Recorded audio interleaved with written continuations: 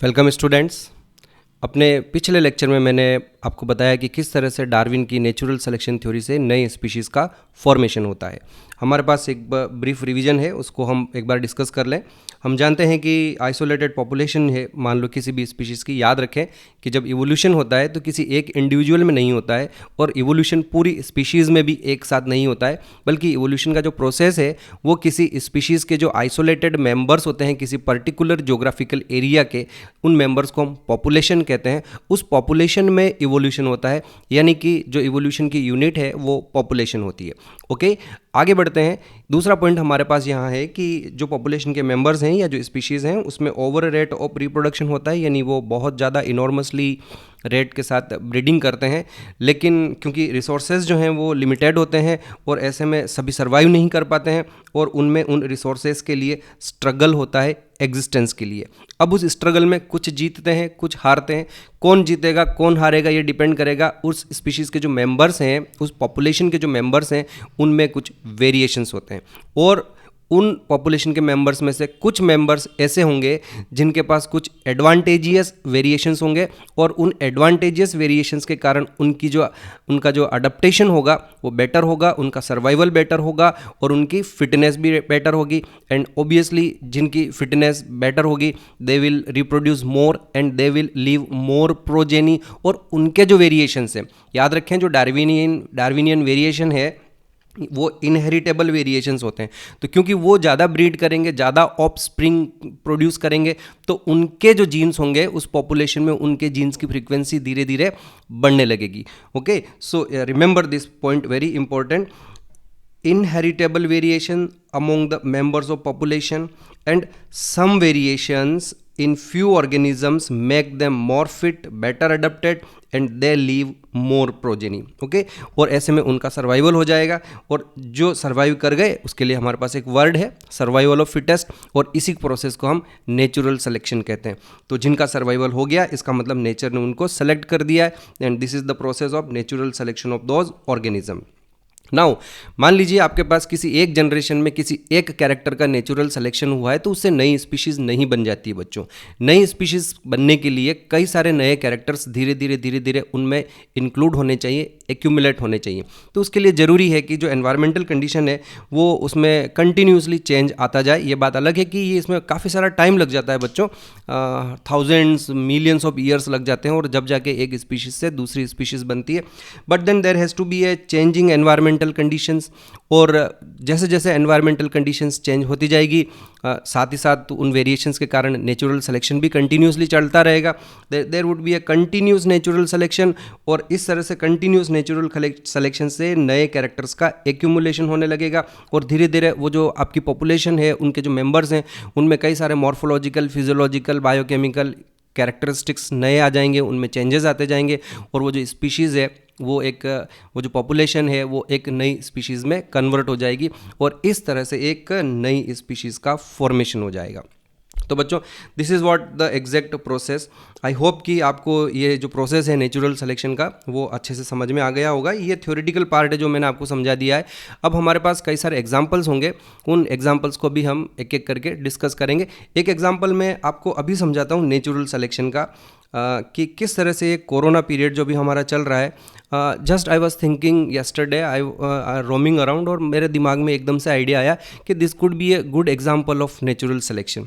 देखो मैं समझाता हूँ आपको कि you have seen corona virus in last 8-9 months. इससे पहले इस दुनिया में कोरोना वायरस, पर्टिकुलरली अभी जो वायरस है ये एग्जिस्ट नहीं कर रहा था। ओके, और ह्यूमंस में दो डिजीज़ की अगर हम बात करें, चलो दो की बात नहीं करें, एक पर्टिकुलर डिजीज़ की बात करें, डायबिटीज़ की बात करें। हम जानते हैं कि डायबिटीज़ जो है लाइफ स्टाइल रिलेटेड डिजीज़ है, ये लाइफ स्टाइल पर डिपेंड करती है।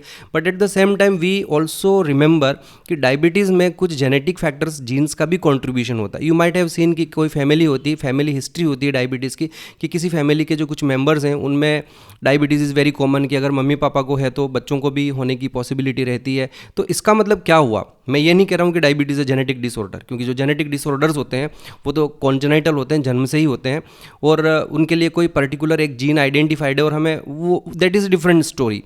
Genetic disorder is different thing, कि जैसे किसी को कॉन्जेनाइटल डिसऑर्डर्स हो रहे हैं, जैसे आप डाउन सिंड्रोम के बारे में बात करते हैं, या अलग अलग तरह के जो सिंड्रोम्स हैं, सिकल सेल एनीमिया, ये सारे जेनेटिक डिसऑर्डर हैं, क्लियरली आइडेंटिफाइड है। लेकिन इस डायबिटीज़ जो है, हम ये नहीं कह सकते कि diabetes is a genetic disease, लेकिन हम एटलीस्ट ये कह सकते हैं कि डायबिटीज़ के होने में कुछ जीन्स का रोल होता है, इंपॉर्टेंट रोल होता है। Just like cancer is not a genetic disease, लेकिन जब मैंने आपको कैंसर पढ़ाया तो उसमें बताया कि there are certain genes which make person susceptible to the certain type of cancer if they are expose to the particular factor. तो सिमिलरली यहाँ पर भी हम बात करेंगे कि कुछ लोगों में कुछ ऐसे जीन्स हैं जिनसे उनको डायबिटीज़ होने की प्रोबेबिलिटी ज़्यादा होती है, अगर वो अपनी लाइफ स्टाइल उस तरह की रखें जिससे डायबिटीज़ होने की पॉसिबिलिटी है ना। तो कई लोग ऐसे होते हैं कि आलसी ही रहते हैं लेकिन उनको डायबिटीज़ नहीं होती। कई सारे ऐसे लोग हैं जो आलसी हैं और उनको डायबिटीज़ हो गई। तो क्या रीज़न है? दोनों लेज़ी लाइफ स्टाइल लीड कर रहे हैं, दो पर्सन, एक को डायबिटीज़ हुई, दूसरे को डायबिटीज़ नहीं हुई। इसका पॉसिबल रीज़न ये है genetic contribution. Is that clear? तो इसका मतलब ये हो गया कि there are certain genes which are making person susceptible to the diabetes. Fine.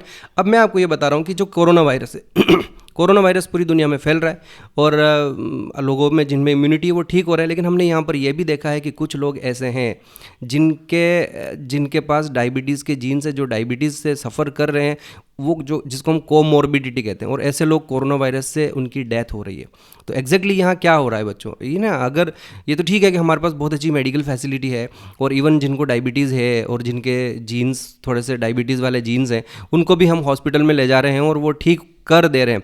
But just assume करो कि हम ह्यूमन नहीं है और ये ह्यूमन के अलावा कोई दूसरी पॉपुलेशन है, फाइन, कोई एनिमल की पॉपुलेशन है। तो अब उस एनिमल की पॉपुलेशन में क्या होता है? जैसे ये वायरल इन्फेक्शन होता, उस पॉपुलेशन में जितने भी डायबिटीज़ से सफ़र करने वाले मेंबर्स होते वो सारे के सारे मर जाते। क्योंकि हम ह्यूमन की बात नहीं कर रहे, हम किसी दूसरी स्पीशीज़ की बात कर रहे हैं। ओके, तो अगर किसी दूसरी स्पीशीज़ में इसी तरह से कोई डायबिटीज़ है and that diabetes is the genes are contributing in that diabetes, तो क्या होता है? डायबिटिक के सारे पेशेंट मर जाते हैं डायबिटीज़ वाले, और उनके पास वो जो जीन्स होते हैं वो जीन्स उस पॉपुलेशन से एलिमिनेट हो जाते हैं, और जिनके पास वो जीन्स नहीं है डायबिटीज़ वाले वो सर्वाइव कर जाते हैं। तो इस तरह से बच्चों हमने यहाँ पर ये देखा कि नेचुरल सिलेक्शन, जिनके पास डायबिटीज़ वाले जीन्स नहीं होते उनका सिलेक्शन हो गया, और जिनके पास डायबिटीज़ वाले जीन्स है वो पॉपुलेशन से एलिमिनेट हो गए। तो this could have been a very good example of natural selection. अब ह्यूमन में तो क्या हो रहा है कि जो डायबिटीज़, एक तो हम कोरोना वायरस को रोकने की कोशिश कर रहे हैं, हम सोशल डिस्टेंसिंग कर रहे हैं, और आने वाले कुछ 8-9 महीनों में या 5-7 महीनों में हमारे पास वैक्सीन भी आ जाएगा, और वैक्सीन आने के बाद हम सबको हम सबको जो है प्रोटेक्ट भी कर लेंगे।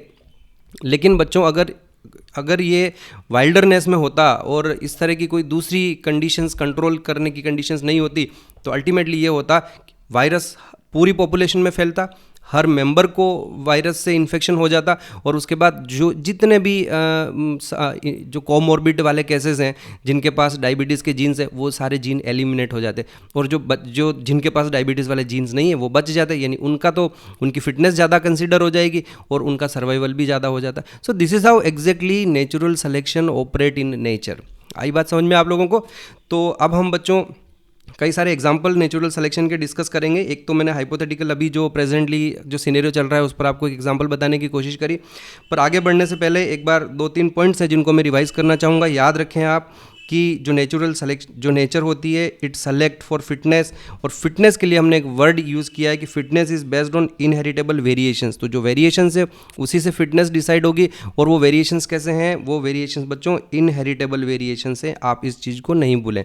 ओके, डार्विन से पूछा गया था कि ये वेरिएशंस कहाँ से आ रहे हैं, क्यों अगली जनरेशन में कैसे जाते हैं। ऑफ कोर्स डार्विन को जेनेटिक्स का कोई खास नॉलेज नहीं था, तो वो इन सारे क्वेश्चंस के जवाब नहीं दे पाया। But at the same time ये भी ध्यान रखें आप, डार्विन के वेरिएशंस की एक खास बात और थी कि जो डार्विनियन वेरिएशंस थे, ये यहाँ लिखी हुई लाइन बच्चों, Darwinian variations are small, continuous and directional variation.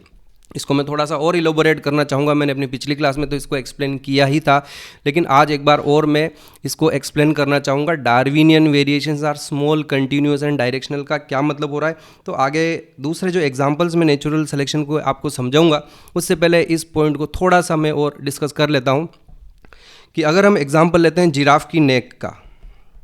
Okay, so if you take the example of giraffe neck, तो डार्विन का कहना है, अब हमें ये कंपैरिजन करना भी हमारे लिए ज़रूरी है बच्चों, क्योंकि हमने जब लेमार्क की बात करी, लेमार्क ने बताया कि जिराफ की नेक लंबी हो गई, तो जिराफ की नेक कैसे लंबी हुई और कैसे धीरे धीरे एक नई स्पीशीज़ बनी जिराफ की। तो लेमार्क ने तो ये बताया, याद करिए, एक्वायर्ड कैरेक्टर की इनहेरिटेंस। उसने तो ये कहा कि जिराफ की पॉपुलेशन के जो मेंबर्स थे वो अपनी नेक को काफ़ी लंबा खींचते थे, उसको यूज़ करते थे। ज़्यादा यूज़ करने से धीरे धीरे जो है उनकी नेक लंबी हो गई, और एक बार उनकी नेक लंबी हो गई तो वो फिर जो अगली ऑफ स्प्रिंग होगी उसमें वो कैरेक्टर चला जाएगा, मतलब उनके जो बच्चे होंगे वो लंबी नेक वाले होंगे। So that was the concept of Lamarck, है ना, इनहेरिटेंस ऑफ एक्वायर्ड कैरेक्टरिस्टिक।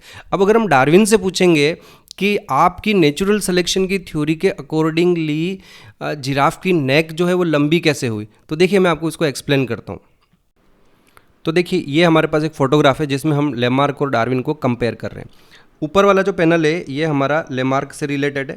उसमें लेमार्क में ये बताया जा रहा है कि किसी एक जनरेशन में ये जो जिराफ हैं इनको ये ऊपर बड़े ट्रीज़ हैं इनकी लीफ को खाना है, तो इन्होंने कोशिश करी इनकी गर्दन थोड़ी सी लंबी हो जाए, और उस अपनी लाइफ टाइम में इन्होंने जो एफर्ट्स किए हो सकता है उनकी नेक लंबी हो गई। और एज़ पर लेमार्क वो जो लॉन्ग नेक वाले जिराफ थे उनका वो जो कैरेक्टर नया आया है उनमें लंबी नेक वाला कैरेक्टर, वो अगली जनरेशन में ट्रांसफ़र हो जाएगा, और अगली जनरेशन के बाद और धीरे धीरे उन्होंने और उसको ऊपर की ओर खाने की कोशिश करी, नेक धीरे धीरे उनकी और लंबी होती गई और अगली जनरेशन में और ज़्यादा लंबी नेक हो गई। तो ये प्रोसेस इस तरह से चलता रहा as per the Lamarck. On the other hand Darwin ये कहता है कि नहीं, ऐसा नहीं है। जो जिराफ की पॉपुलेशन है उनमें से कुछ, ये देखिए आप यहाँ पर शॉर्ट नेक वाले जिराफ होंगे और कुछ लॉन्ग नेक वाले जिराफ होंगे। तो जो लॉन्ग नेक वाले जिराफ हैं वो बड़ी आसानी से इनको खा पाएंगे। Now this is what about the variation in the population, कि पॉपुलेशन के जो मेंबर्स हैं उनमें वेरिएशन है, किसी में गुड वेरिएशन है यानी कि इनकी नेक लंबी है, और किसी में ऐसे वेरिएशन है कि भाई उनकी नेक लंबी नहीं है।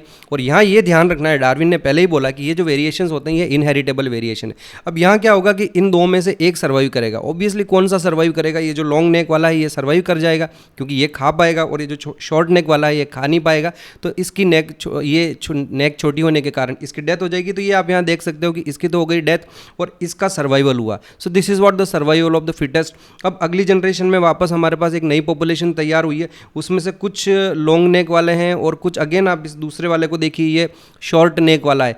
अगेन इसमें से किसकी फिटनेस ज़्यादा होगी, जिसकी नेक ज़्यादा लंबी है उसकी फिटनेस ज़्यादा होगी, तो ये एलिमिनेट हो जाएगा। ये देखिए अगली जनरेशन में इसकी तो डेथ हो चुकी है, और अगली जनरेशन में जो रिप्रोड्यूस करेंगे वो सिर्फ ये लॉन्ग नेक वाले रिप्रोड्यूस करेंगे, इनके ऑफ स्प्रिंग ज़्यादा होंगे, और अगली जो पूरी जनरेशन पॉपुलेशन तैयार होगी वो लॉन्ग नेक वाली होगी। तो ये प्रोसेस इस तरह से चलता रहेगा और इस तरह से जो है एक नई स्पीशीज़ का फॉर्मेशन हो जाता है। तो that is what you can see कि किस तरह से लेमार्क और डार्विन में हमने यहाँ कंपेयर किया। अब यहाँ एक चीज़ पर आप ध्यान दीजिए बच्चों, जो मैं एक स्टेटमेंट पहले मैंने ऊपर की ओर इस एग्जाम्पल पर मैं क्यों आया हूँ कि हम कहते हैं कि डार्विनियन वेरिएशंस आर डायरेक्शनल।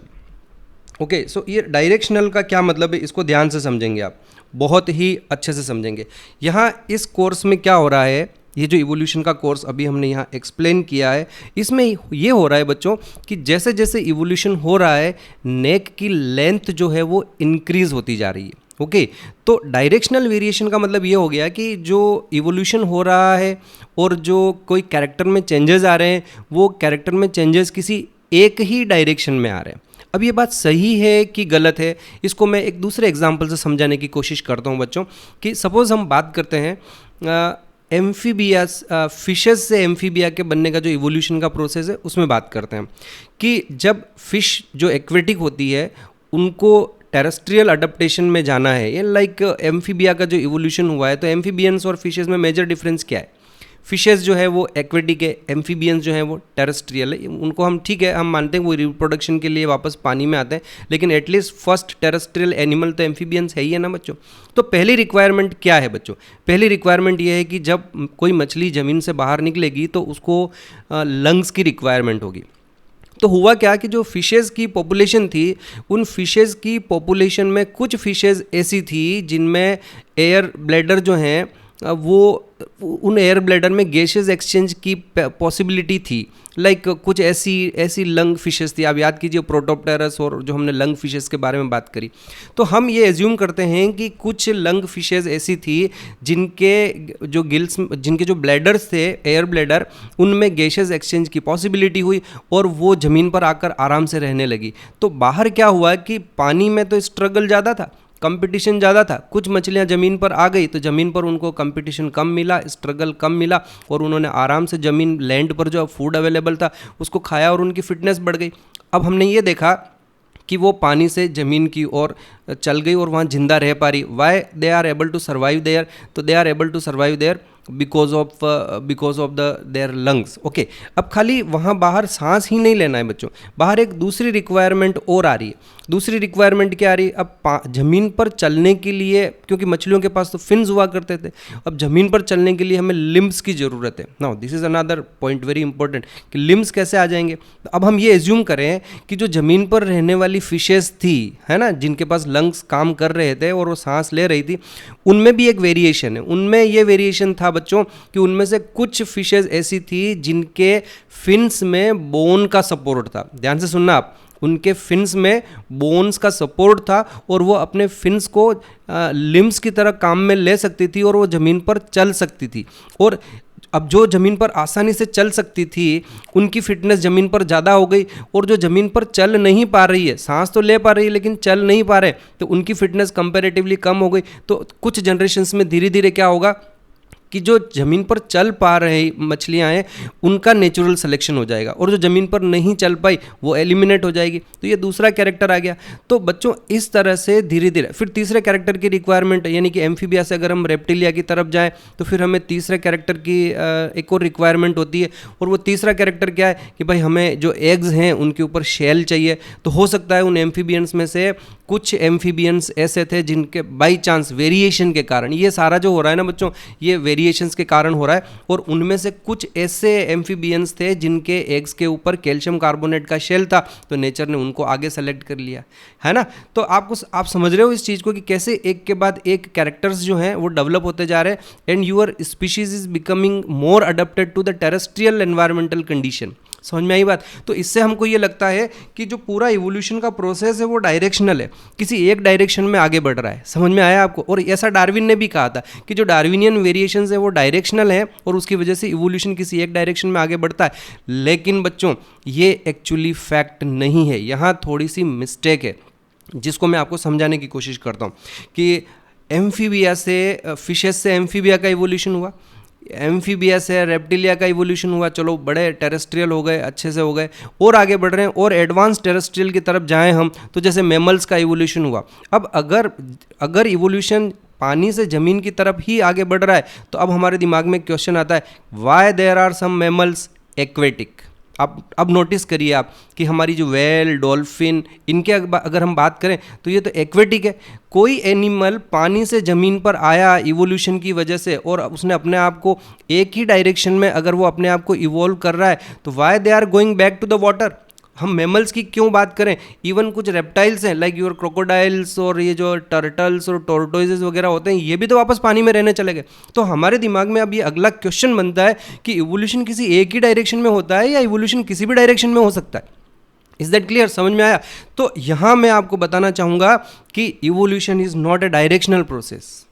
ये थोड़ा सा आपको यहाँ ध्यान रखना है। डार्विन ने तो ये बोल दिया कि उसके वेरिएशन डायरेक्शनल हैं और इवोल्यूशन किसी एक डायरेक्शन में हो रहा है, बट बेसिकली ऐसा नहीं होता है। Evolution is basically a random process है और ये नॉन डायरेक्शनल है। समझ में आया आप लोगों को? तो अब इसका मैं एक्सप्लेनेशन देता हूँ कि जो मैमल्स ज़मीन पर आ गए हैं they were well adapted for the terrestrial condition, तो फिर उनमें से कुछ पानी में रहने के लिए क्यों गए? अब यहाँ मैं एग्जांपल देता हूँ आपको। हुआ क्या होगा कि कोई एक एनिमल, मैमल, ज़मीन पर रह रहा है और उसके जो ऑफ स्प्रिंग्स थे, उन ऑफ स्प्रिंग में से कुछ ऑफ स्प्रिंग ऐसे हुए हैं उनमें किसी में म्यूटेशन के कारण कोई ऐसा वेरिएशन आया कि बेचारे के जो पाँव थे, वो लिम्स थे, वो मैल फॉर्म्ड हो गए, मतलब वो किसी काम के नहीं रहे या ऐसे छोटे छोटे से हो गए, चपटे चपटे से। फ्लिपर होते हैं ना, फ्लिपर्स की तरह उसके लिम्स थे। अब उन फ्लिपर्स जैसे लिम्स की वजह से वो वहाँ पर चल नहीं पाया, ज़मीन पर वो नहीं चल पाया। सोचना, ध्यान से समझना, हाइपोथेटिकल एग्जांपल ले रहा हूँ मैं, बिल्कुल सपोज कि वो ज़मीन पर नहीं चल पा रहा है। अब ज़मीन पर नहीं चलने से क्या होगा, उसकी फिटनेस कॉम्प्रोमाइज़ हो गई। फिटनेस उसकी कॉम्प्रोमाइज़ हो गई तो ऐसे में वो मर जाएगा, और उसका वो जो जो एक हार्मफुल कैरेक्टर उसमें वेरिएशन जो आया है वो अगली जनरेशन में नहीं जाएगा। बट ज़रा सोचो कि क्या होता है कि किसी एक पॉपुलेशन में ये चीज़ हो रही है कि दुनिया के किसी एक हिस्से में मैमल्स की किसी एक पॉपुलेशन में कुछ ऐसे मेंबर्स 2 4 8 ऐसे पैदा हो गए हैं या जिनमें वेरिएशंस के कारण, म्यूटेशंस के कारण उनके लिम्स ही नहीं है, और सडनली उस एरिया में पानी भर जाता है बच्चों।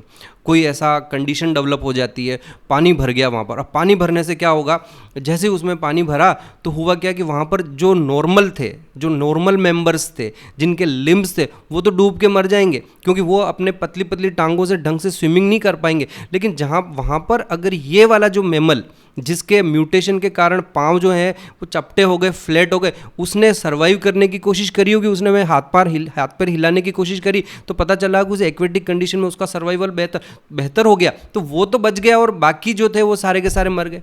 और इस तरह से ये रैंडमली एक एनिमल जो ज़मीन पर रहने के लिए था अडप्टेड, वेल अडप्टेड, उसके लंग्स वगैरह सब थे, लेकिन अब वो पानी में बहुत अच्छे से रह पा रहा है।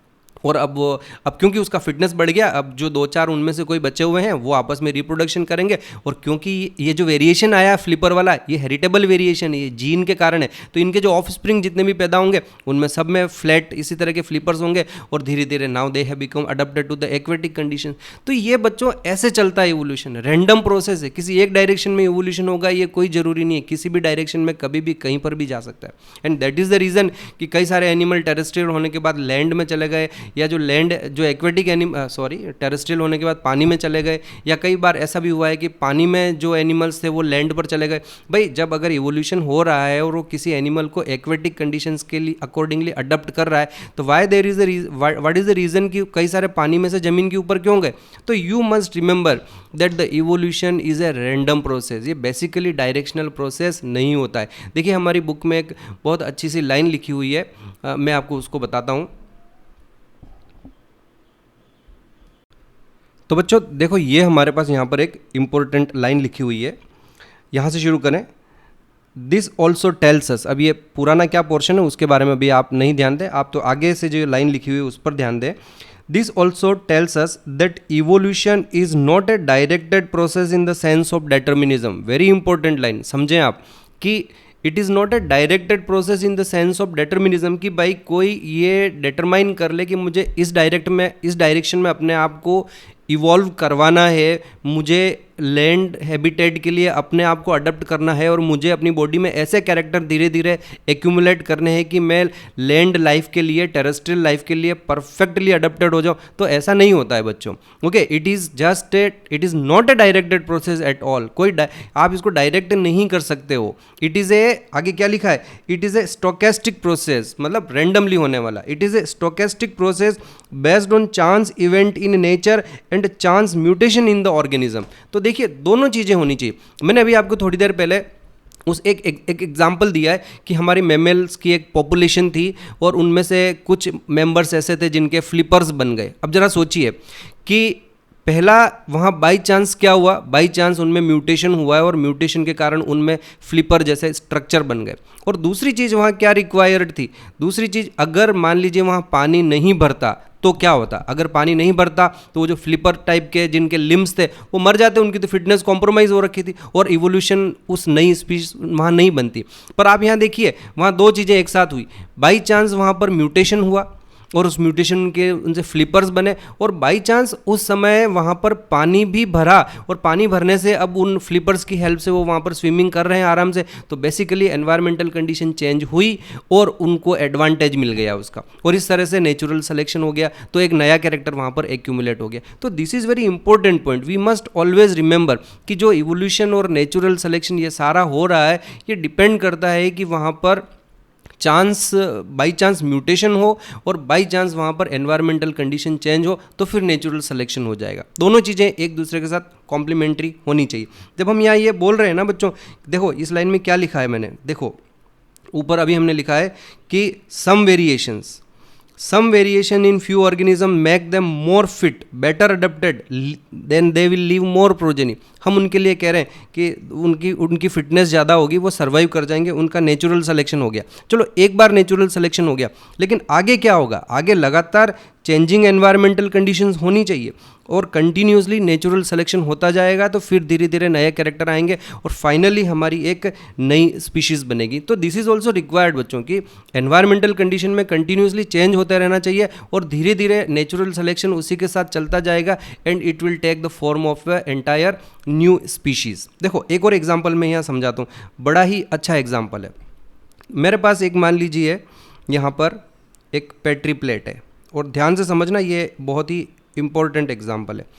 पेट्री प्लेट में मैंने क्या किया है कि यहाँ पर मेरे पास बैक्टीरिया की एक कॉलोनी है। Fine, very good. तो ये हमारे पास पूरी एक बैक्टीरिया की कॉलोनी है और बैक्टीरिया की ये जो कॉलोनी है इसमें मान लेते हैं हम कि जस्ट ऐसा ही रफली मान रहा हूँ 1 लाख बैक्टीरिया है। ओके, थोड़े से बनाए डायग्राम में। अब इन 1 लाख बैक्टीरिया में से जस्ट एज्यूम कि एक बैक्टीरिया हमारा ऐसा है जो पेनिसिलिन को डिग्रेड कर सकता है ना, कि मान लो मैं इस बैक्टीरिया को पेनिसिलिन से एक्सपोज करूं। पेनिसिलिन क्या होता है? Penicillin is an antibiotic. तो ये क्या कर सकता है कि पेनिसिलिन को डिग्रेड कर सकता है। फाइन, समझ में आया? इसके पास बाई चांस म्यूटेशन के कारण किसी भी वजह से एक ऐसा वेरिएशन है, जेनेटिक वेरिएशन है जिससे ये पेनिसिलिन को डिग्रेड कर सकता है, उसके बाकी इनमें से कोई से भी नहीं कर सकते। अब हम जानना चाहेंगे कि ये पॉपुलेशन जो है इसमें कितने मेंबर हैं। तो अभी मैंने बताया कि 1 लाख मेंबर है। इनमें से पेनिसिलिन रेजिस्टेंट कितने इंडिविजुअल्स हैं? तो पेनिसिलिन रेजिस्टेंट इनमें से हमारे पास बाय द टाइम अभी एक ही है। एक ऐसा सडनली इसमें म्यूटेशन वगैरह कुछ हुआ होगा and this particular bacterium has become the penicillin resistant. समझ में आया आपको? इसको मैं नाम दे रहा हूँ पेनिसिलिन रेजिस्टेंट। फाइन, अब हम आधे घंटे का वेट करें और इनको ग्रो होने दें। आधे घंटे बाद ये सब डुप्लीकेट हो गए, तो आधे घंटे बाद काउंट क्या रहेगा बच्चों कि टोटल हमारे पास 2 लाख बैक्टीरिया हो जाएंगे और 2 लाख में से ये भी डिवाइड होगा तो 2 आउट ऑफ 2 लाख हो जाएंगे। तो पेनिसिलिन रेजिस्टेंट कितने रहे? 2 आउट ऑफ 2 लाख। बताइए उनका परसेंटेज क्या रहेगा? परसेंटेज जो पहले था वो ये, पहले 1 out of 1 lakh penicillin resistant था, अब 2 out of 2 lakh penicillin resistant है। अब हम आधे घंटे और वेट करते हैं और आधे घंटे में ये फिर से डुप्लीकेट होएंगे। टोटल हमारे पास 4 लाख बैक्टीरिया हो जाएंगे और 4 लाख बैक्टीरिया में इनका काउंट कितना रहेगा? इनका काउंट 4 रहेगा, वो 2 से 4 हो जाएंगे। तो हमारे पास परसेंटेज पेनिसिलिन रेजिस्टेंट का, उसकी फ्रीक्वेंसी की अगर हम बात करें तो कोई चेंज नहीं आ रहा। अब ये चलता रहेगा, किसी को पता भी नहीं चलेगा कि इन 4 लाख बैक्टीरिया में से 4 बैक्टीरिया ऐसे भी हैं जो पेनिसिलिन को डिग्रेड कर सकते हैं। ये इनमें ये कैपेबिलिटी है पेनिसिलिन को डिग्रेड करने की, लेकिन इस कैपेबिलिटी का एडवांटेज क्या है? इस कैपेबिलिटी का हमको यहाँ कोई एडवांटेज दिखाई नहीं दे रहा है। बट सडनली अब देखो, मैं change in the environmental condition लाऊं कि अगर मैं इस पेट्री प्लेट के अंदर पेनिसिलिन इंट्रोड्यूस कर देता हूँ, एंटीबायोटिक है, और इसमें मैं थोड़ा सा पेनिसिलिन अगर डाल देता हूँ, ना what will happen when I add penicillin? अगर मैं इसमें पेनिसिलिन डालूंगा तो होगा ये बच्चों कि अभी 4 लाख बैक्टीरिया हैं, 4 लाख में से 4 को छोड़ के बाकी जितने भी हैं वो सारे के सारे बैक्टीरिया मर जाएंगे और सिर्फ 4 बैक्टीरिया जिंदा रहेंगे। लेकिन अब ये 4 बैक्टीरिया जिंदा क्यों रहे? ये 4 बैक्टीरिया इसलिए जिंदा रहे बच्चों क्योंकि ये पेनिसिलिन को डिग्रेड कर रहे हैं। इनमें ये कैरेक्टरिस्टिक पहले से था, लेकिन पहले इनकी इस कैरेक्टर की कोई इंपॉर्टेंस नहीं थी। क्यों कैरेक्टर की इंपॉर्टेंस नहीं थी? क्योंकि पहले उस पेट्री प्लेट में पेनिसिलिन प्रेजेंट नहीं था। तो this is what I want to say कि हमें जब इवोल्यूशन होता है तो इवोल्यूशन में ये 2 चीज़ें बड़ी इंपॉर्टेंट है। There has to be a chance mutation and there is a chance event in nature. तो यहाँ चांस म्यूटेशन क्या था? चांस म्यूटेशन ये हुआ कि इनके पास पेनिसिलिन को डिग्रेड करने की कैपेसिटी आ गई।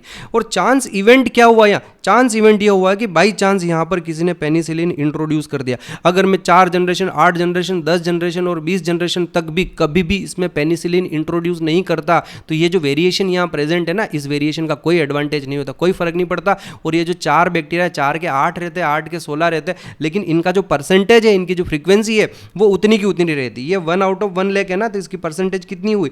0.0000 1 इसकी फ्रीक्वेंसी है। अब ये 4 लाख 8 लाख कितने भी हो जाते बच्चों, फ्रीक्वेंसी ये की ये रहती। लेकिन अब मैंने पेनिसिलिन डाला, पेनिसिलिन डालने से क्या हुआ, ये 4 बच गए, बाकी सारे मर गए। अब ये 4 से 8 होंगे, 8 से 16 होंगे, 16 से 32 64, और यू विल सी कि अगले दिन तक ये पूरी की पूरी पॉपुलेशन नहीं तैयार हो गई, 4 लाख बैक्टीरिया वहाँ पर हो गए। लेकिन इस बार ये जो 4 के 4 लाख बैक्टीरिया है, ये सारे के सारे पेनिसिलिन रेजिस्टेंट होंगे। है ना ये इंटरेस्टिंग एग्जाम्पल बैक्टीरिया का। और आप देखो कि एक ही दिन में हमारे पास पॉपुलेशन में एक नया कैरेक्टर आ गया कि एक दिन पहले तक ये जो पॉपुलेशन थी ये पेनिसिलिन सेंसिटिव थी, और एक दिन बाद ये जो पॉपुलेशन है ये हमारी पेनिसिलिन रेजिस्टेंट हो गई। अब बच्चों यहाँ पर 2 चीज़ें होगी, ध्यान से सुनना आप, बहुत अच्छा एग्जाम्पल है, अच्छे से इसको सीखना और समझना। यहाँ पर एक बंदा अगर लेमार्क का खड़ा होता, कोई कि लेमार्क को मानने वाला कोई पर्सन है, और वो इस प्रोसेस को देखता कि हमारे पास, हमें कुछ पता नहीं है अंदर पेनिसिलिन के साथ क्या हो रहा है, हमें कुछ पता नहीं है ना, कि क्या उसमें म्यूटेशन हुआ है, कुछ नहीं हुआ। जो लेमार्क को फॉलो करने वाला पर्सन होगा, वो लेमार्क को फॉलो करने वाला पर्सन तो ये बोलेगा कि जैसे ही आपने पेनिसिलिन डाला, कुछ बैक्टीरिया थे, उनकी एक नई नीड डेवलप हुई, है ना। उनकी नई नीड ये डेवलप हुई कि they wanted to degrade penicillin, and because of that new need they developed the characteristic of degrading the penicillin after exposure to penicillin. Are you getting that point? समझना, ध्यान से सीखना कि लेमार्क यहाँ ये कहता कि नई नीड के कारण उनमें नई कैपेबिलिटी आ गई, नई स्ट्रक्चर आई। नई नीड क्या है कि भाई पेनिसिलिन डाला तो नई नीड ये आई कि मुझे उस पेनिसिलिन को डिग्रेड करना है, और वो कैरेक्टर उनमें आ गया after exposure to the penicillin, है ना। They develop the ability to degrade the penicillin after getting exposure to the penicillin. This is very important point Lamarckism में, आप समझना। Is that clear? और उसके बाद उस नई कैपेबिलिटी के कारण they become resistant to the penicillin. ये तो कहता कोई लेमार्क का इंसान होता था। लेकिन यहाँ अगर कोई डार्विन को फॉलो करने वाला या डार्विन खुद बैठा होता तो वो ये नहीं बोलता, वो ये बोलता कि नहीं, पेनिसिलिन को डिग्रेड करने की जो कैपेबिलिटी थी वो वेरिएशन पहले से एग्जिस्ट कर रहा था, और जब हमने उसके अंदर पेनिसिलिन डाला तो फिर उसमें से जो पेनिसिलिन को डिग्रेड करने वाले थे उनका नेचुरल सिलेक्शन हो गया, दे सर्वाइव्ड, वो ज़्यादा फिट थे, उन्होंने ही आगे आगे रिप्रोडक्शन किया, and the entire progeny become the penicillin resistant.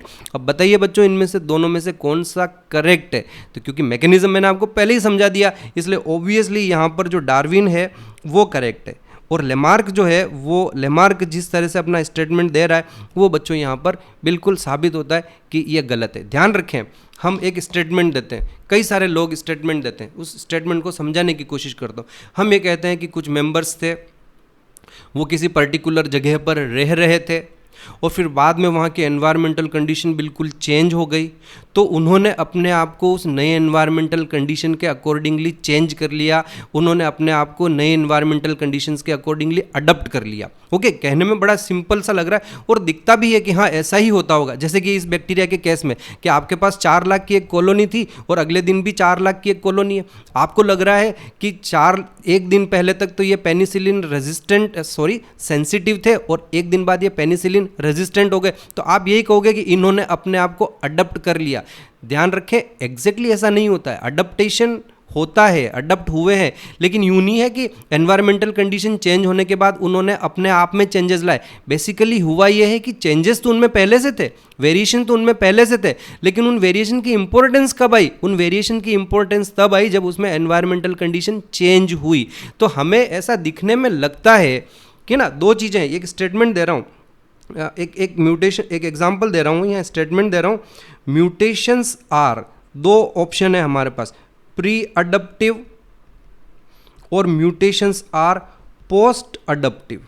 तो क्या आप इसका जवाब दोगे? Basically mutations are never pre adaptive, mutations are never post adaptive. जो वेरिएशंस आते हैं वो अडप्टेशन के बाद नहीं आते, बल्कि जो वेरिएशंस आते हैं, जो म्यूटेशंस आते हैं वो अडप्टेशन से पहले होते हैं। ये बात और है कि एनवायरमेंटल कंडीशन जब चेंज होगी तब उसका एडवांटेज आ जाएगा और फिर वो उस समय सेलेक्ट हो जाएगा वो कैरेक्टर।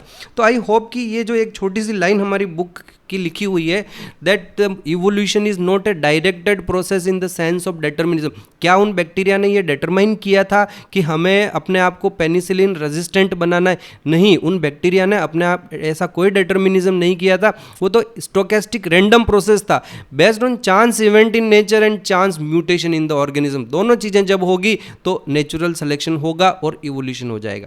Is that clear? समझ में आया आपको? तो ये एक बड़ा ही इंपॉर्टेंट एग्जाम्पल और एक बड़ी ही इंपॉर्टेंट लाइन जो है मैंने आपको समझाई। अब हम कुछ और एग्जाम्पल लेते हैं नेचुरल सिलेक्शन के, आगे बढ़ते हैं बच्चों। और पहला जो एग्जाम्पल मैं यहाँ आपको बताने की कोशिश करूँगा, very famous example natural selection का, और ये जो एग्जाम्पल मैं आपको समझाने जा रहा हूँ ये एक ब्रिटेन का एग्जाम्पल है बच्चों। और ब्रिटेन में एक मोथ हुआ करता है जिसे हम बिस्टन बिटुलेरिया कहते हैं, बिस्टन बिटुलेरिया। इसे कॉमनली पेपर्ड मोथ के नाम से भी जानते हैं।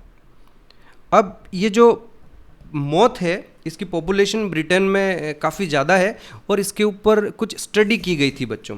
तो हुआ ये था कि 1850 में 1850 में एक स्टडी की गई और इनका काउंट किया गया कि ब्रिटेन में ऐसे कितने मोथ हैं, है ना, ये पेपर्ड मोथ है, बटरफ्लाई जैसा होता है और 1815 में एक काउंट किया गया था, 1815 नहीं 1850। और 1850 की क्या खास बात है कि ये वो टाइम पीरियड था बच्चों जब ब्रिटेन में इंडस्ट्रियलाइजेशन वेल स्प्रेड नहीं था, ब्रिटेन में इंडस्ट्रीज़ का सेटअप नहीं हुआ था। अर्ली जो इंडस्ट्रीज़ थी उनमें एनर्जी कंजप्शन के लिए कोयले का, कोल का यूज़ किया जाता था। लेकिन ये तो हम तब की बात कर रहे हैं जब ये इंडस्ट्रीज़ सेटअप ही नहीं हुई। तो बिफोर इंडस्ट्रियलाइजेशन की हम बात कर रहे हैं, यहाँ पर मैं ये लिख देता हूँ, बिफोर इंडस्ट्रियलाइजेशन। तो उस समय जब देखा गया तो पता चला कि इस मोथ की बेसिकली दो फॉर्म होती, जो मैं बताना भूल गया आपको। ये जो मोथ है पेपर्ड मोथ बिस्टन बिटुलेरिया, इसकी दो फॉर्म होती है। एक ये ग्रेइश कलर का होता है बच्चों, जिसे हम इन जनरली सिर्फ वाइट फॉर्म कह देते हैं, है ना। तो ये बेसिकली वाइटिश कलर का होता है, वाइट फॉर्म। और एक इसमें मेलेनिक फॉर्म होती है जो कि ब्लैक कलर का होता है। तो स्पीशीज सेम है, वेरिएशन है उसमें, उसकी स्किन के कलर में, उसके विंग्स के और बॉडी के कलर में वेरिएशन है। तो एक मेलेनिक फॉर्म है जो कि ब्लैक कलर की होती है और दूसरी वाइट फॉर्म है। तो दो कलर के ये स्पीशीज़ अलग नहीं, मैं फिर से बता रहा हूँ, मोथ एक ही है। क्या नाम है उस मोथ स्पीशीज़ कौन सी है? स्पीशीज़ है ये बिस्टन बिटुलेरिया पेपर्ड मोथ है, और दो कलर में ये वहाँ प्रेजेंट रहते हैं, एक वाइट फॉर्म होती है और एक मेलेनिक फॉर्म होती है। अब वहाँ ब्रिटेन के जो ट्रीज़ होते हैं उनकी जो बार्क, उनके ऊपर ये मोथ यूजुअली बैठा करता है, पेड़ों के ऊपर, उनकी छाल के ऊपर, उनकी बार्क के ऊपर, उनके सरफेस पर ये मोथ बैठता है। अब इंडस्ट्रियलाइजेशन से पहले किसी तरह का कोई पोल्यूशन नहीं था, तो पोल्यूशन नहीं होने के कारण ब्रिटेन के जो ट्रीज़ थे उनकी जो बार्क है उसके ऊपर लाइकेन ग्रो करती है। लाइकेन आपको पता ही होगा कि पोल्यूशन को लेकर बहुत सेंसिटिव होती है ना, पर्टिकुलरली जो सल्फर पोल्यूशन होता है उसको लेकर बहुत सेंसिटिव होती है। पर हम बात कर रहे हैं 1815 की, जब पोल्यूशन था ही नहीं, पोल्यूशन नहीं था तो ट्री जो थे उनकी सरफेस पर खूब सारी लाइकेन ग्रो करती है। और लाइकेन का कलर कैसा होता है? लाइकेन का भी वाइटिश ग्रे उसी का कलर है। तो जब ये मोथ उन पेड़ के ऊपर जाकर बैठते हैं तो होता क्या बच्चों कि वाइट कलर के जो मोथ हैं वो तो उस बैकग्राउंड में छिप जाते हैं, अपने आप को हाइड कर लेते हैं, मतलब कैमोफ्लेज हो जाता है। लेकिन ब्लैक कलर का मोथ अगर उस बार्क के ऊपर जाकर बैठता है तो वो कॉन्स्पिक्यूअस रहता है बिल्कुल, और आसानी से दिखाई दे जाता है। अब इन मोथ को खाने वाली जो प्रीडेटरी बर्ड्स होती है उनको क्या, ब्लैक मोथ आसानी से दिखाई दे जाता और वाइट मोथ दिखाई नहीं देता। तो मोस्टली वो फीड किसके ऊपर करते हैं? मोस्टली वो फीड करते हैं ब्लैक के ऊपर। और जब 1850 में काउंट किया गया बिफोर इंडस्ट्रियलाइजेशन मोथ कौन से ज़्यादा हैं कौन से कम है, तो they found that the white winged moth were more in number as compare to black winged moth. Is that clear? मेरे पास देखिए एक फोटोग्राफ भी है यहाँ पर, मैं आपको शो करता हूँ वो। तो ये देखिए हमारे पास एक डायग्राम है, और अगर आप इसमें ध्यान से देखें बच्चों तो यहाँ पर दो मोथ बैठे हुए दिखाई दे रहे हैं। ये देखिए यहाँ पर ये एक वाइट कलर का मोथ है, आई होप कि आपको ये दिखाई दे रहा होगा। यहाँ ये इसके ये इस तरह से शेप बना हुआ है, ये विंग्स हैं इसके, और ये पीछे जो पूरा वाइट कलर का बैकग्राउंड है ये बेसिकली लाइकेन का है। तो यहाँ हो रहा है बच्चों, हो ये रहा है कि ये जो वाइट कलर वाला है ये तो हमें दिखाई नहीं दे रहा है, लेकिन ये ब्लैक वाला जो मोथ है ये हमें कॉन्स्पिक्यूअसली बिल्कुल क्लियरली दिखाई दे रहा है। Is that clear? समझ में आया? तो ये 1850 में ये वाला सीनेरियो था। तो मैं यहाँ ऊपर लिख भी देता हूँ कि ये 1850 वाला सीनेरियो है। और उस समय क्या हुआ कि जो प्रीडेटरी बर्ड्स है वो हमेशा आराम से स्पॉट कर लेती ब्लैक कलर वाले को, उसको खा जाती। और जब काउंट देखा गया तो जैसा कि मैंने आपको बताया कि 1850 में कौन सी वाले मोथ ज़्यादा थे बच्चों? 1850 में जो वाइट मोथ थे उनका काउंट ज़्यादा था, और जो मेलेनिक फॉर्म है, जो ब्लैक वाले हैं मेलेनिक, उनका काउंट काफ़ी कम था। फाइन, समझ में आया। और फिर 1920 यहाँ लिख देता हूँ मैं, ये 1920 में एक बार फिर से इनका काउंट किया गया। तो 1920 तक क्या हुआ बच्चों की, इंडस्ट्रियलाइजेशन काफ़ी फैल चुका था, और बहुत ज़्यादा इंडस्ट्रियलाइजेशन के कारण पर्टिकुलरली जो एनर्जी के लिए कोल बर्न करते थे, उससे जो कार्बन डाइऑक्साइड का प्रोडक्शन और उसमें सल्फर की जो गैसेज वगैरह सब थी, तो पूरे ब्रिटेन में पॉल्यूशन के कारण लाइकेंस जो है वो धीरे धीरे खत्म हो गई। और जब लाइकेंस खत्म हुई तो अब देखो सिनेरियो बिल्कुल चेंज हो गया। अब यहाँ आप देखिए फिर से हमारे पास दो मोथ है, एक वाइट कलर वाला और एक ही यहाँ पर ब्लैक कलर वाला मोथ भी प्रेजेंट है। अब क्योंकि बार्क जो है वो ब्लैक हो चुकी है, तो ये तो आसानी से दिखते नहीं, ये तो कैमोफ्लेज हो गए, और ये आसानी से आइडेंटिफाई हो गया। तो 1920 में जब फिर से काउंट किया गया तो पता चला कि जो वाइट मोथ थे इनका काउंट तो बिल्कुल कम हो गया, और जो ब्लैक मोथ थे उनका काउंट इंक्रीज हो गया 1920 के अंदर। तो इससे हमें ये पता चल रहा है बच्चों कि नेचुरल सिलेक्शन का देखिए बड़ा आसान सा है ना, बिल्कुल यहाँ हमें दिखाई दे रहा है कि इनबिल्ट वेरिएशन है पॉपुलेशन में, और चेंजिंग एनवायरमेंटल कंडीशन हो गई। पहले एनवायरमेंटल कंडीशन जो है उसमें वाइट बैकग्राउंड था, तो ऐसे में वाइट वालों का काउंट ज़्यादा था। बाद में एनवायरमेंटल कंडीशन में ब्लैक बैकग्राउंड आया, तो फिर ब्लैक वालों का काउंट जो है वो इंक्रीज हो गया। So this is one very good example of natural selection. Biston betularia कहते हैं बच्चों इसको, पेपर्ड मोथ का ये एग्जाम्पल है, और आपको ध्यान रखना है। पर एक चीज़ और साथ में यहाँ पर ये भी ध्यान रखें कि no variant is completely wiped out. जिस समय वाइट बैकग्राउंड था उस समय भी ब्लैक वालों का काउंट कम था, वो गायब नहीं हुए थे, ख़त्म नहीं हुए थे। और बाद में जब इंडस्ट्रियलाइजेशन आया, और इंडस्ट्रियलाइजेशन के बाद की सिनेरियो की हम बात करें, तो उस समय भी बच्चों ये जो ब्लैक वाले हैं, ये जो हमारे यहाँ पर ब्लैक वाले हैं, ये इनका काउंट ज़्यादा हो गया, वाइट वालों का काउंट कम रहा है, लेकिन वाइट वाले कंप्लीटली वाइप्ड आउट नहीं हुए, ख़त्म नहीं होते हैं। तो ये भी हमें ध्यान रखना है नेचुरल सिलेक्शन में। ये एक इंपॉर्टेंट पॉइंट अगेन ये भी बनता है कि no variant is completely wiped out. तो मैं ये लाइन यहाँ लिख लेता हूँ आपके लिए, ध्यान रखें, आपको इसको याद रखना है। No variant is completely wiped out. Fine. तो और एग्जाम्पल लेते हैं बच्चों हम नेचुरल सिलेक्शन का, एक और एग्जाम्पल डिस्कस करते हैं। तो बच्चों ये देखिए हमारे पास यहाँ एक ये फोटोग्राफ है, अगर आप ध्यान से देखें, ये एक प्लांट है, इस प्लांट का नाम है ब्रेसिका ओलेरेशिया। तो जो हमारी वाइल्ड मस्टर्ड प्लांट है, ये मस्टर्ड जैसे सीड्स होते हैं। अब during the course of time इस प्लांट में क्या है कि कई सारे म्यूटेशंस हुए हैं, और नेचर में ये म्यूटेशंस हमको अलग अलग जगह पर देखने के मिले। एक बार इसके स्टेम में कहीं किसी एरिया में, दुनिया के किसी भी हिस्से में, मान लीजिए कि इसका स्टेम में म्यूटेशन हुआ, तो इसके जो स्टेम में म्यूटेशन हुआ उसकी वजह से ये यहाँ देखिए आप कि ये जो इसका स्टेम है ये मोटा सा ऐसा स्ट्रक्चर बन गया, थिक सा हो गया। और जब इसको खाया गया तो खाने में ये बड़ा टेस्टी सा लगा, एडिबल था ये।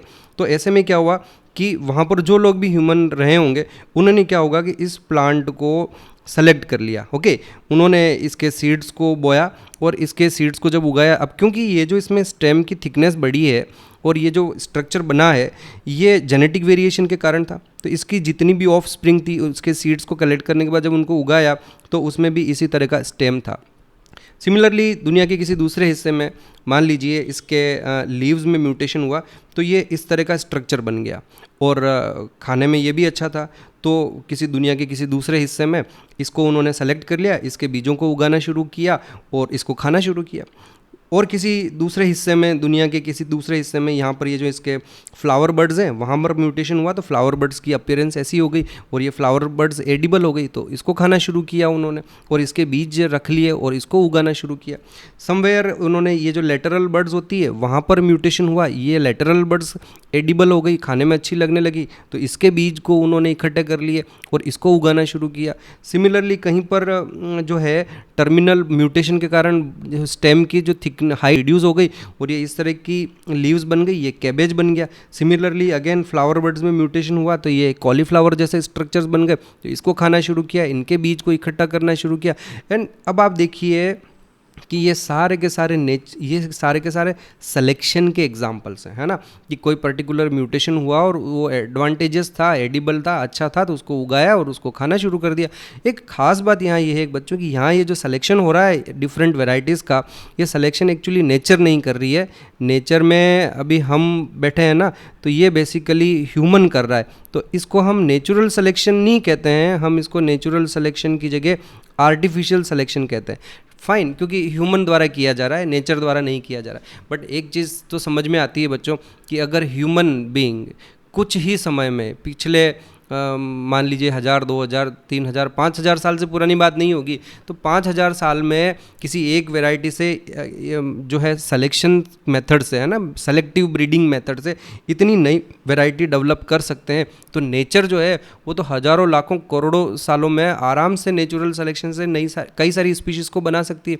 तो ये एक बड़ा ही स्ट्रॉन्ग जो है एग्जाम्पल बनता है in favour of evolution bye means of natural selection. Similarly हमारे पास बच्चों डॉग्स की भी एक मेरे पास यहाँ एग्जांपल है। ये देखिए, आप जानते हैं कि डॉग्स की कई सारी ब्रीड्स होती है। तो अब डॉग्स की ये जो कई सारी ब्रीड्स डेवलप हुई है, ये भी जो एक वाइल्ड डॉग है उसमें म्यूटेशन से, आप जानते हैं कि there are varieties of dogs, कई सारी ब्रीड्स होती है। तो ये सब इतनी सारी ब्रीड्स कैसे बनी? म्यूटेशन के कारण बनी होगी। उनकी अपीयरेंस, उनकी शेप अगर ह्यूमन को अच्छी लगी पर्टिकुलरली कोई, तो उसने उसको सेलेक्टिव ब्रीडिंग कराना शुरू किया और हमने इतनी सारी ब्रीडिंग, इनकी ब्रीड्स तैयार कर ली। इसके अलावा ये, लेकिन क्योंकि ये भी ह्यूमन ने किया, so this is again considered as a not natural selection, it is also considered as artificial selection. Fine बच्चों, then we have another example of, if I have the diagram, I don't know, हाँ है हमारे पास। तो there are many other examples artificial selection के। हमारे पास और भी कई सारे एग्जाम्पल है बच्चों। ये देखिए, एक तो वही जो अभी मैंने आपको बताया, यहाँ पर पहला एग्जाम्पल हमारा ये तो डॉग वाला हो गया, और ये ब्रेसिका ओलेरेशिया से डिफरेंट जो बनाई। लेकिन सिमिलरली ये जो पिजन है, इसकी भी अलग अलग अपीयरेंस होती है। तो ये सारे सेलेक्टिव ब्रीडिंग से किए गए। जो हमारे जो ये होते हैं हैन और फाउल जो होते हैं, उनकी भी कई सारी स्पीशीज़ जो है, उनकी भी कई सारी ब्रीड जो है।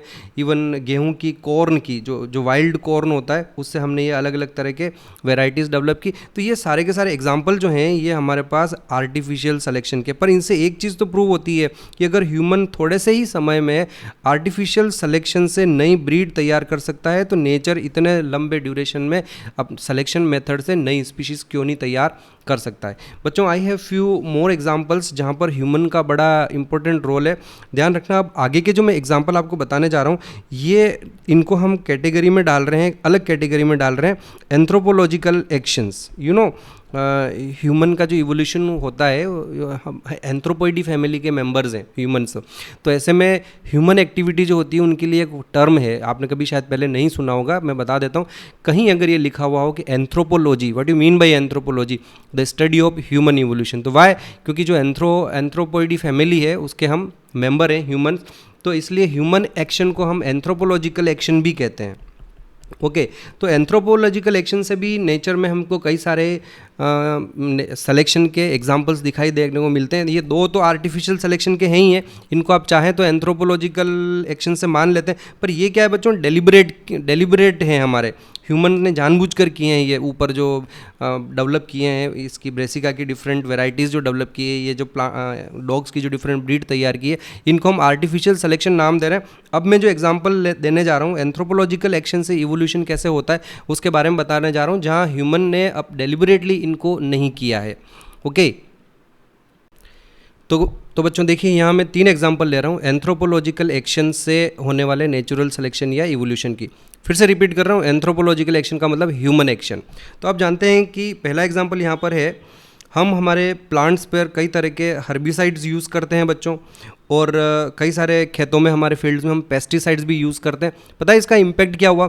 इनका इम्पैक्ट ये हुआ कि कई सारी हमारे पास रेजिस्टेंट वेराइटीज़ डेवलप हो गई। अब हमारे जो प्लांट्स हैं वो सुपर वीड्स बन चुके हैं, उनके ऊपर हर्बिसाइड्स का इफेक्ट नहीं होता है, और कई सारे हमारे इंसेक्ट्स जो हैं वो पेस्टिसाइड से भी डिस्ट्रॉय नहीं होते हैं, दे हैव बिकम रेजिस्टेंट, है ना। तो अब ये कैसे हुआ होगा, ये आपको इसका मैकेनिज़्म समझने की, अब एक चीज़ अपने दिमाग में बिल्कुल मोस्ट ऑफ द स्टूडेंट्स यहाँ गलती करते हैं कि ये चीज़ें कैसे हो रही है। आप अपने बैक्टीरिया वाला एग्जाम्पल के साथ कंपेयर करना। हमारे फील्ड में जो हर्बिसाइड जब हमने डाला और पेस्टिसाइड हमने डाला, तो जो रेजिस्टेंट वेराइटीज़ थी वो पहले से वहाँ प्रेजेंट थी, लेकिन उनका काउंट बहुत ही कम रहा होगा before the exposure of this herbicides and pesticides. लेकिन जब हमने उनके ऊपर हर्बिसाइड्स और पेस्टिसाइड्स डालना शुरू किया, तो हुआ क्या कि जो सेंसिटिव वेराइटीज़ थी वो तो एलिमिनेट हो गई और जो रेजिस्टेंट वेराइटीज़ है वो बची रह गई, और during the course of time धीरे धीरे इन कुछ ही सालों में जो है अब अल्टीमेटली सारे के सारे प्लांट वही बचे हैं जो रेजिस्टेंट वेराइटीज़ है। सिमिलरली एंटीबायोटिक रेजिस्टेंट इन माइक्रोब्स, जो मैंने बैक्टीरिया वाला एग्जाम्पल आपको पहले बताया उसको एक बार फिर से मैं यहाँ बता रहा हूँ, वो तो मैंने पेट्री प्लेट में समझाया, लेकिन सोचिए कि एक इंसान है जिसके बॉडी में, जिसके कॉलोन में या बॉडी में कहीं पर भी कोई बैक्टीरियल इन्फेक्शन हो रखा है। चलो टीबी की बात करें, टीबी की बात मैं इसलिए कर रहा हूँ बच्चों कि टीबी के बैक्टीरिया के साथ ये बहुत ही कॉमन हो चुका है। Now the TB has become multi drug resistant. तो जो टीबी का बैक्टीरिया है उसमें पहले किसी को टीबी हो जाती थी तो हम एक सिंपल से एंटीबायोटिक से ट्रीटमेंट शुरू करते, वो ठीक हो जाता। लेकिन during the course of time क्या हुआ कि उन टीबी में से किसी में कोई ऐसा म्यूटेशन हुआ होगा जिसकी वजह से वो जो एंटीबायोटिक है वो उसके ऊपर इफेक्ट नहीं डाल रहा है। अब हुआ क्या कि मान लीजिए आपने ड्रग खाई, तो ड्रग को खाने के बाद क्या हुआ कि बॉडी के सारे बैक्टीरिया तो मर गए, लेकिन जो रेजिस्टेंट बैक्टीरिया है वो बच गया, और फिर बचने के बाद वही बैक्टीरिया ग्रो करने लगा और वो पूरी बॉडी के अंदर पर्टिकुलर टीबी का वही बैक्टीरिया हुआ। उस ह्यूमन की बॉडी से वो बैक्टीरिया धीरे धीरे स्प्रेड हो गया, और इस तरह से during the course of time particularly antibiotic TB के बैक्टीरिया के अगेंस्ट में अब बिल्कुल भी इफेक्टिव नहीं बची। फिर बाद में एंटीबायोटिक चेंज किया, दूसरे एंटीबायोटिक से उसको मारना शुरू किया। थोड़े सालों तक तो चलता रहा, पर कभी कोई म्यूटेशन हुआ होगा किसी में, और रैंडमली म्यूटेशन हुआ और सेकंड वाले एंटीबायोटिक के अगेंस्ट में भी रेजिस्टेंस क्रिएट हो गया, और धीरे धीरे ये प्रोसेस ऐसे रिपीट होता रहा। और आज की तारीख में बच्चों जो टीबी है वो मल्टी ड्रग रेजिस्टेंट हो चुकी है, मतलब उस पर कई सारे एंटीबायोटिक अभी इफेक्ट नहीं डालते हैं या उसको डिस्ट्रॉय नहीं कर पाते हैं। और बहुत पहले जब टीबी एक खतरनाक बीमारी हुआ करती थी, आजकल वापस टीबी एक डेंजरस डिजीज़ हो चुकी है, क्योंकि टीबी कई सारे ह्यूमन में इस प्रकार की टीबी हो रही है कि उनके पास जो बैक्टीरिया है वो मल्टी ड्रग रेजिस्टेंस है। तो ये बच्चों रेजिस्टेंस जो डेवलप हो रहा है ये ह्यूमन की एक, अगर ह्यूमन बहुत ज़्यादा एक्सेस एंटीबायोटिक यूज़ नहीं करे तो इनका इस तरह से सिलेक्शन भी नहीं होता है। जब हम एंटीबायोटिक खाते हैं ना बच्चों, तो एंटीबायोटिक न सिर्फ हमारी बॉडी में रहता है बल्कि हमारे यूरिन और हमारे फीकल मैटर से वो वापस नेचर में पहुंचता है। और नेचर में फिर क्या होता है कि नेचर में जब इतना ज़्यादा हम, कई सारी दवाइयाँ होती हैं जिनको एंटीबायोटिक के जो कैप्सूल्स होते हैं पुराने हो जाते हैं, हम उनको खेतों में फेंक देते हैं या नेचर में ऐसे ही रैंडमली फेंक देते हैं। जहाँ ये जो कंपनीज़ होती है, फैक्ट्रीज़ होती है, फार्मा की जो कंपनियाँ होती है, जहाँ ये एंटीबायोटिक्स बनते हैं, वहाँ पर जो पूरा वॉशिंग वगैरह करते हैं, तो वॉशिंग के साथ वहाँ से जो वो उनका जो इफ्लुएंट जो बाहर निकलता है, जो पानी बाहर निकलता है, उसमें कई सारे एंटीबायोटिक होते हैं। तो हम कर क्या रहे हैं, हम इन एंटीबायोटिक को नेचर में स्प्रेड कर रहे हैं। और इस एंटीबायोटिक के नेचर में जाने से क्या होगा कि पहले तो था कि चलो कोई एंटीबायोटिक प्रेजेंट नहीं था, तो मान लीजिए कोई रेजिस्टेंट वैरायटी भी रही होगी तो उसको कोई एडवांटेज नहीं था उसको, लेकिन जैसे ही ये एंटीबायोटिक नेचर में पहुंचने लगे, जो रेजिस्टेंट वैरायटीज़ हैं वो तो सर्वाइव कर गई और जो सेंसिटिव वैरायटीज़ है वो सारी मर गई। तो आज का सीनियरो अब ये है बच्चों कि कई सारे बैक्टीरिया ऐसे हैं जो रेजिस्टेंट हो चुके हैं। मैकेनिज्म जो मैंने पहले आपको पेट्री प्लेट वाला समझाया वही मैकेनिज्म है, ओनली डिफरेंस ये है कि ये पेट्री प्लेट में नहीं हो रहा है, ये नेचर में हो रहा है। और इसी तरह कई जो यूकैरियोटिक ऑर्गेनिजम्स हैं उनमें भी मल्टी ड्रग रेजिस्टेंस इस तरह से डेवलप हो रही है। तो this is all because of the excess use of antibiotics, excess use of drugs, excess use of herbicides and pesticides. तो ये जो वेराइटीज़ हैं ये सारी की सारी नेचुरल सिलेक्शन से रेजिस्टेंट वैरायटी में कन्वर्ट हो गई। और ये रेजिस्टेंस वैरायटी में कन्वर्ट होने का जो प्रोसेस है ये कोई सालों में नहीं हो रहा है, ये पिछले मतलब हज़ारों सालों में नहीं हो रहा है। इट इज़ जस्ट इन, देखो यहाँ एक बड़ी इंपॉर्टेंट लाइन लिखी है कि resistant cells and organisms are appearing in months और years and not in centuries. जो पहले नया कैरेक्टर आने में सेंचुरीज लग जाती थी, इन एक्सेस यूज़ के कारण ये अब जो टाइम है कम टाइम में, कुछ ही महीनों में या कुछ ही सालों में ये एकदम रेजिस्टेंस वैरायटी में इवॉल्व हो रही है बच्चों। All these are the examples of evolution by means of natural selection due to anthropological action, मतलब ह्यूमन एक्शन के कारण। तो ये 3 एग्जाम्पल आपको याद रखने। अच्छा, यहाँ मुझे ये सब बताया तो एक बात और याद आती है, उसको भी हम एक्सप्लेन करते हैं कि जो नई फॉर्म अपीयर होगी उसमें कितना टाइम लगेगा। हमारे दिमाग में भी ये क्वेश्चन आएगा कि ह्यूमन का इवोल्यूशन होगा क्या, ह्यूमन में नए कैरेक्टर आएंगे क्या। तो ये सब बच्चों डिपेंड करता है किसी भी एनिमल में नए कैरेक्टर कितनी जल्दी आएंगे और कितना फास्ट उसमें इवोल्यूशन होगा। ये डिपेंड करेगा लाइफ स्पान पर या उसके लाइफ साइकिल पर। अभी हमने जैसे बैक्टीरिया का एग्जाम्पल दिया था कि एक दिन में बैक्टीरिया की जो वैरायटी थी वो सेंसिटिव से रेजिस्टेंट हो गई। अब ये एक दिन में क्यों पॉसिबल हुआ? इसलिए पॉसिबल हुआ कि बैक्टीरिया का जो लाइफ साइकिल है बड़ा ही शॉर्ट है, 20 मिनट, 25 मिनट, 30 मिनट में बैक्टीरिया डिवाइड होता है और 1 से 2, तो उसका जो लाइफ साइकिल है वो हाफ एन आवर का होता है। ऑन द अदर हैंड जो एनिमल्स जिनका लाइफ साइकिल शॉर्ट रहेगा, लंबा रहेगा, जो 90-100 सालों तक जिएंगे, तो बेसिकली फिर उनमें जो नए कैरेक्टर्स आएंगे उसमें आने में टाइम लगेगा। सो this is an important point, आप याद रखें। The rate of appearance of new forms, यानी जो नई स्पीशीज़ बनेगी उसको बनने में ये डिपेंड करेगा, ये inversely proportional to life span और लाइफ साइकिल, कि जितना ज़्यादा लाइफ स्पान होगा, जितना लंबा लाइफ साइकिल होगा, न्यू फॉर्म्स आने में उतना ज़्यादा टाइम लगेगा, इवोल्यूशन में उतना ज़्यादा टाइम लगेगा। तो बच्चों ये कुछ एग्जांपल्स मैंने आपको बताया आज नेचुरल सिलेक्शन से इवोल्यूशन के, कुछ आर्टिफिशियल सिलेक्शन के बारे में बताया और कुछ ऐसे नेचुरल सिलेक्शन के बारे में बताया जो ह्यूमन एक्शन के कारण है, एंथ्रोपोलॉजिकल एक्शंस के कारण है। और बच्चों एक बड़ी इंपॉर्टेंट स्टेटमेंट आज आपको दिया है, the evolution is not a directed process. अब जरा सोचिए कि ये सारी चीज़ें जो इवोल्यूशन हो रहे हैं, एंटीबायोटिक रेजिस्टेंस डेवलप हो रही है, ये ड्रग रेजिस्टेंस डेवलप हो रही है, एक्सेस यूज ऑफ हर्बिसाइड्स, क्या ये ह्यूमन ने डिसाइड किया? ह्यूमन नहीं चाहता था कि ऐसा कुछ हो। तो हमें ये ध्यान रखना है कि evolution is not a directed process in the sense of determinism, okay, it is a random process, है ना, it is a stochastic process based on chance event in nature and chance mutation in organisms, okay. ये बात Darwin ने नहीं बताई है, लेकिन हम आपको इसको डिस्कस कर रहे हैं और मैं आपको बता रहा हूँ, ओके। आज इतना ही करेंगे, आगे हम बात करेंगे डार्विन के बाद अब जो दूसरे साइंटिस्ट हैं उनकी थ्योरी के बारे में। Thank you very much.